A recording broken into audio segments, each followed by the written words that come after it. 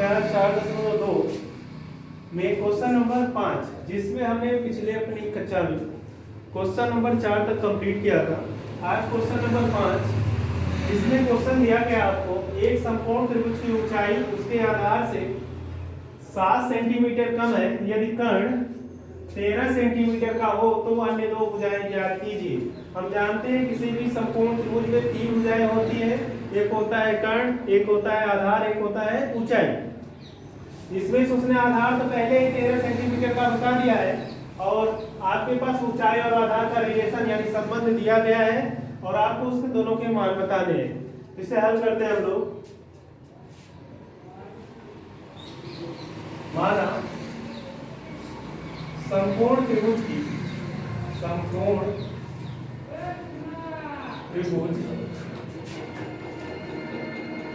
का आधार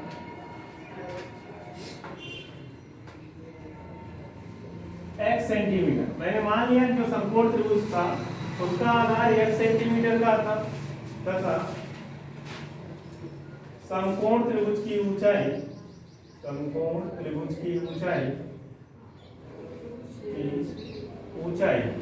उसने बताया है कि ऊंचाई जो है आधार से 7 सेंटीमीटर कम है, यानी कहने का मतलब है x आधार है उसमें से 7 सेंटीमीटर कम कर दें तो उसका क्या रहता है ऊंचाई, यानी कितना हो जाएगा x - 7 उसका क्या रहा होगा ऊंचाई रही होगी। यस तथा कर्ण दिया गया है आपको दिया गया है 13 सेंटीमीटर। क्योंकि हम जानते हैं पाइथागोरस की प्रमेय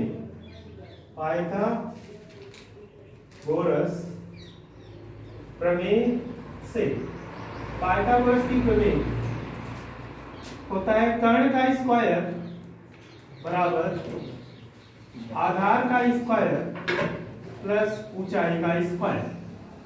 ऊंचाई को हम लोग लंब के नाम से भी जानते हैं। इसमें कर्ण आपको दिया गया है 13 रख दिया, 13 का स्क्वायर। आधार आपको दिया गया है x यानी x का स्क्वायर प्लस ऊंचाई आपको दिया गया है कितना है x - 7 का होल स्क्वायर। इसे हल करते हैं। अगर हम 13 का स्क्वायर करते हैं तो हम जानते हैं 13 में 13 का गुणा करने के बाद आपको पास आंसर आता है 169, यानी हो जाएगा 169 और ये x स्क्वायर रहेगा। इसमें a - b का फॉर्मूला लगाते हैं। a - b का फॉर्मूला होता है a square plus b square minus 2ab। a square यानी x square plus b square मतलब 7 का स्क्वायर माइनस 2ab 2 × x × 7। इसे हल करते हैं 169 ही रहेगा, ये x मिलके 2x स्क्वायर हो जाएगा और ये हो जाएगा 7 का स्क्वायर 49 और ये 7 दूनी 14। हम क्या करते हैं इस 169 को उधर भेज देते हैं, कितना हो जाएगा इधर तो 0 बच जाएगा, इधर हो जाएगा 2x square plus 49 minus 14x और माइनस 100 हो जाएगा 69। यहाँ पे प्लस 49 है और माइनस 169 है तो मुझे पता है प्लस से माइनस इसलिए घट जाएगा तो आंसर आएगा 2x स्क्वायर प्लस अगर 169 में से मैं अगर 49 को घटा देता हूँ तो 9 में से 9 जाएगा 0।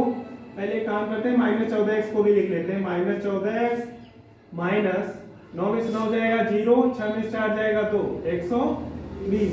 तो ऐसे सीधा लिखते हैं 2x square minus 14x minus 120 बराबर हो जाएगा 0।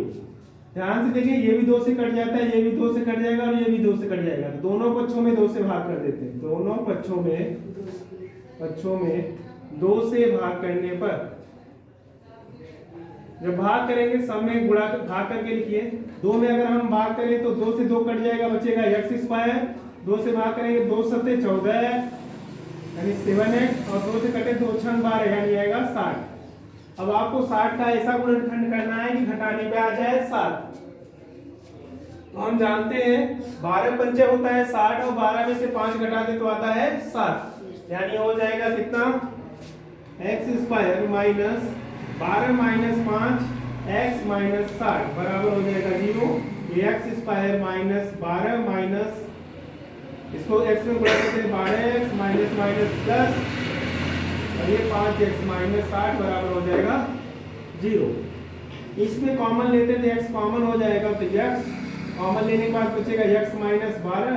इसमें ध्यान से देखें तो 5 कॉमन लेंगे तो x बचेगा और 5 से भाग कर दें तो 12 भाग जाएगा और बराबर 0। यहाँ पर आपके पास x के दो मान आएंगे, एक ब्रैकेट में आएगा x माइनस 12, दूसरे में आएगा आपके पास x प्लस 5 बराबर हो जाएगा आपके पास 0। पहला केस यदि x माइनस 12 बराबर 0 तो x बराबर हो जाता है 12। यदि x प्लस 5 बराबर 0 तो हो जाएगा x बराबर माइनस 5। हम जानते हैं किसी भी त्रिभुज में भुजा का मान कभी भी माइनस में नहीं हो सकता, इसलिए ये मान तो हो जाएगा अमान्य। क्या हो जाएगा? अमान्य हो जाएगा। और सिर्फ x का एक ही मान बचेगा 12, यानी त्रिभुज का आधार जो होगा, त्रिभुज का आधार हमने त्रिभुज का आधार x माना था, यानी आएगा 12 सेंटीमीटर। और त्रिभुज की ऊंचाई मैंने ऊंचाई माना था, आपको पता है x माइनस 7, x की जगह रख दिया 12 माइनस 7 बचेगा कितना? 5 सेंटीमीटर। यानी ये भुजा होगा जिसका क्या है, त्रिभुज का आधार 12 सेंटीमीटर का और त्रिभुज की ऊंचाई होगी 5 सेंटीमीटर का। इस दिए हुए सवाल का आंसर। आइए देखते हैं अभ्यास 4.0 का लास्ट क्वेश्चन नंबर 6, जिसमें आपको दिया गया है एक कुटीर उद्योग एक दिन में कुछ बर्तनों का निर्माण करता है। एक विशेष दिन यह देखा गया कि प्रत्येक नग की निर्माण लागत रुपए में उस दिन के निर्माण किए बर्तनों की संख्या के दोगुने से 3 अधिक थी। यदि उस दिन की कुल निर्माण लागत 90 रुपए थी तो निर्मित बर्तनों की संख्या और एक नग की लागत ज्ञात कीजिए। हम जानते हैं मुझसे दो चीजें पूछा गया है, एक पूछा गया बर्तनों की संख्या कितनी थी और एक नग की कीमत कितनी है। जब उसने संबंध दिया था कि जो निर्माण किए गए बर्तन है, बर्तनों की संख्या दुगने से 3 अधिक, यानी अगर जो निर्माण लागत है एक नग की, उसने ये बताया था नग की निर्माण लागत उस दिन निर्माण किए गए बर्तनों की संख्या के दोगुने से क्या है? 3 अधिक। अब इसे मानते हैं, हल देखते हैं।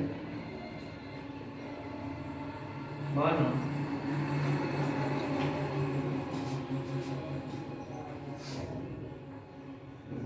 बर्तनों की संख्या बराबर x। मैंने मान लिया जो बर्तन बनाए गए उस दिन वो कितने थे? x बर्तन थे तथा प्रत्येक नग की कीमत, प्रत्येक नग की निर्माण लागत उसने बताया था कि जो निर्माण लागत है वो क्या है? बर्तनों की संख्या के दोगुने से 3 अधिक है। यानी बर्तन x बनाएंगे तो दोगुना मतलब 2x से कितना अधिक? 3 अधिक है। ये रुपए में। जबकि हमें बताया गया है कि जो मैंने कुल निर्माण किया, यानी मैंने कुल कितना पैसा कमाया उस दिन, तो मैंने कुल कितना कमाया था? 90 रुपए। तो हम जानते हैं क्योंकि बर्तनों की संख्या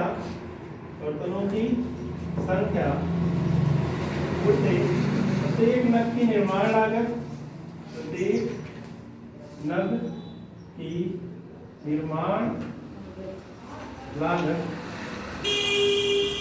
बराबर होता है कुल लागत। क्या होता है? जो आपको दिया गया कुल निर्माण लागत। अगर हम बात करें कि जो हमारे पास जो मैंने कुल पैसा कमाया या लगाया, उससे क्या होता है कि मैंने जितना बर्तन बनाया और एक नग की निर्माण लागत कितनी थी, अगर दोनों का गुणा कर दिया जाए तो कुल निर्माण लागत निकल आती है, यानी मैंने कुल कितना पैसा कमाया। जैसे मेरे पास अगर कुल 10 पेन है और एक पेन की कीमत 3 रुपए है तो मैंने कुल कितना कमाया? 10 तिहाई 30 रुपए। उसी तरह मैंने इसमें भी दोनों का क्या कर दिया? गुणा कर दिया, तो कुल आंसर आ जाएगा। बर्तन की संख्या कितना मैंने माना है? x। प्रत्येक नग की निर्माण लागत कितनी है? 2x plus 3। और कुल निर्माण लागत मैंने कितना कमाया है? 90 रुपए। ये कितना हो गया? 90 रुपए। इसे सॉल्व कर लेते हैं। x में 2 का गुणा 2x स्क्वायर प्लस 3 का गुणा कर ले 3x बराबर हो जाएगा 90। 90 को इस साइड भेज दें 2x स्क्वायर प्लस 3x और 90 को उधर भेज दें तो हो जाएगा बराबर हो जाएगा 0। अब आपको क्या करना होगा, इसका गुणनखंड करना होगा,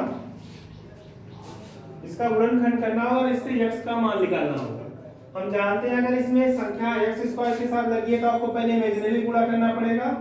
अगर 2 में 90 का गुणा कर दे तो हमें पता है 90 दूना होता है 180 और 180 का ऐसा गुणनखंड करिए कि घटाने पे आ जाए कितना, घटाने कितना आ जाए 3, कितना आना चाहिए 3। हम एक बार देखते हैं रफ वर्क में 180 लिखा मैंने और उसको 2 से भाग करें तो 90 होगा, फिर 2 से भाग करें तो 45 होगा, फिर 3 से भाग करें तो 15 होगा, फिर 5 होगा, 5 से कम 5। इन्हीं सैकड़ों से ऐसा गुणनखंड बनाना है मुझे, घटाने में कितना आना चाहिए 3 आना चाहिए। अगर हम ध्यान से देखें ये कितना हो जाएगा 2 दूनी 4, 4 तिहाई 12 और 5 तिहाई 15। अगर मैं 15 में से 12 को घटा देता हूं तो मुझे पता है कितना आ जाएगा 3 आ जाएगा। इसमें क्या हो जाएगा 2x square plus 15 minus 12 x minus 90 बराबर हो जाएगा 0। हल करते हैं इसे, ये रफ वर्क का कार्य था आपका। ये हो जाएगा 2x स्क्वायर 15 में x का गुणा करते तो ये कितना हो जाएगा 15x और 12 में x का गुणा करते तो ये हो जाएगा 12x और माइनस का हो जाएगा 90 बराबर 0। इसमें कॉमन लेते हैं, ध्यान से देखें तो इसमें कॉमन है तो सिर्फ x और कोई चीज कॉमन नहीं है। ये हो जाएगा 2x बचेगा, इसमें बचेगा प्लस 15। इसमें ध्यान से देखें तो कितना कॉमन हो रहा है 6 के पहाड़े दोनों आ जाएंगे, 6 के पहाड़े आ जाएंगे तो 6 कॉमन ले लिया, इसमें बचेगा 6 दूनी 12 यानी 2x। इसमें 6 से भाग करें तो 6 एक कम 6 और 6 पंचे 30 बराबर 0। यानी एक ब्रैकेट में आएगा 2x प्लस 15, दूसरे ब्रैकेट में आएगा x माइनस 6 बराबर हो जाएगा 0। पहला केस यदि 2x x प्लस 15 बराबर 0 तो 2x बराबर हो जाएगा माइनस 15 क्योंकि इधर प्लस था इधर जाके माइनस, और x बराबर हो जाएगा माइनस 15 बटा 2। हम जानते हैं कि बर्तनों की संख्या कभी भी हम माइनस में नहीं ले सकते क्योंकि हमने बर्तन बनाए हैं तो क्या माइनस में वैल्यू ली नहीं जा सकती, इसलिए ये वाला मान तो हो जाएगा अमान्य। क्या हो जाएगा अमान्य हो जाएगा, यानी हम इसे नहीं ले पाएंगे। दूसरा केस देखते हैं, यदि x माइनस 6 बराबर होता 0 तो x बराबर हो जाता 6, यानी माइनस था ये प्लस हो जाएगा, यानी ये मान वैल्यू हो सकती है। तो मैंने पूछा था बर्तनों की संख्या मैंने कितना माना था x, तो बर्तनों की संख्या मैंने x माना था और x की जगह वैल्यू मैंने कितना पाया 6। ये पहला आंसर हो गया। पूछा है प्रत्येक नग की निर्माण लागत कितनी है, तो प्रत्येक नग की निर्माण लागत कितनी थी, प्रत्येक नग की निर्माण लागत मुझे पता है मैंने कितना माना है 2x प्लस 3, यानी कितना हो जाएगा 2x प्लस 3, वैल्यू रख दो इसमें 2 गुणते x का मान 6 प्लस 3।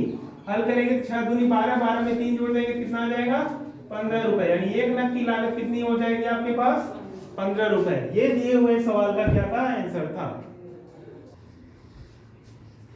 हमने इस क्वेश्चन में जो किया था जब माइनस मैंने कॉमन लिया था तो ये माइनस माइनस क्या हो जाता प्लस, इसलिए जो यहाँ पे मैंने माइनस लगाया है ये क्या होगा प्लस होगा, तभी दोनों ब्रैकेट मैच करता 2x प्लस 15 होता।